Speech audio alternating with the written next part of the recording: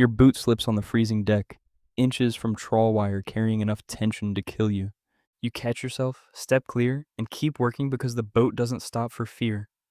You're already days offshore, surrounded by gray North Atlantic water with no land in sight.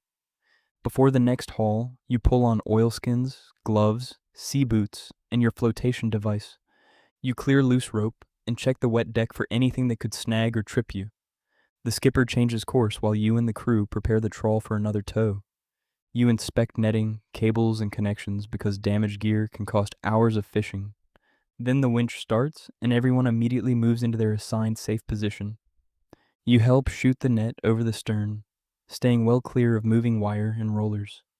Minutes later, the gear is underwater, leaving the deck strangely quiet behind the towing vessel.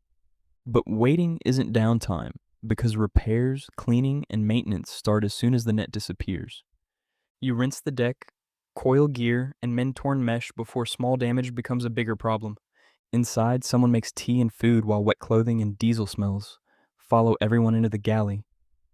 You eat quickly because fishing doesn't organize itself around normal breakfast, lunch, or dinner times. Then you grab a short bunk rest, still feeling every roll of the hull beneath you. The call comes sooner than you'd like. The tow is finished, and you're needed outside. You pull the wet gear back on and step straight into cold wind and spray. The winches haul steadily as heavy fishing gear begins its long return from the seabed. Everyone watches the wires and net because one snag can turn routine work dangerous. Then something catches, and the net suddenly stops coming aboard smoothly. The crew slows everything down and controls the twisted gear before hauling can continue. Finally, the cod end rises from the water, heavy with whatever the tow has found. The catch comes aboard, and the quiet deck instantly turns into a fast production line. You sort fish by species and size while the rest of the catch is handled appropriately. Marketable fish move straight to processing because quality starts dropping as soon as they're landed. You gut and clean fish carefully while the deck continues rolling beneath your boots. The fish are chilled and stowed securely in the hold for the journey back to port. Then you wash away scales, slime, and debris before the moving deck becomes even more hazardous.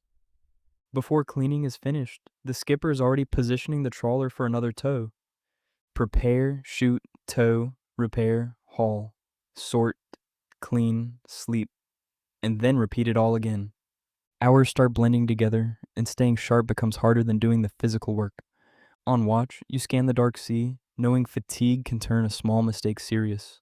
A weather update brings stronger wind, and ordinary jobs immediately become slower and harder. You secure loose equipment and move more carefully as the trawler begins pitching through larger seas.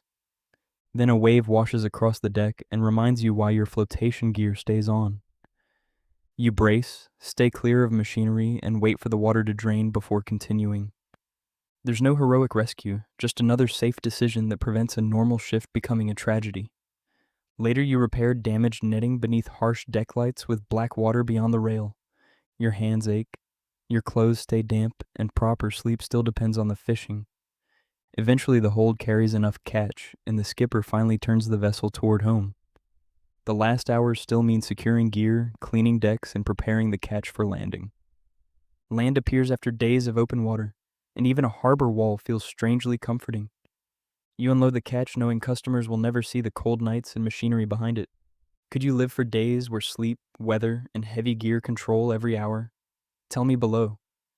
Every week we put you inside another life most people never experience. So subscribe and choose the next one.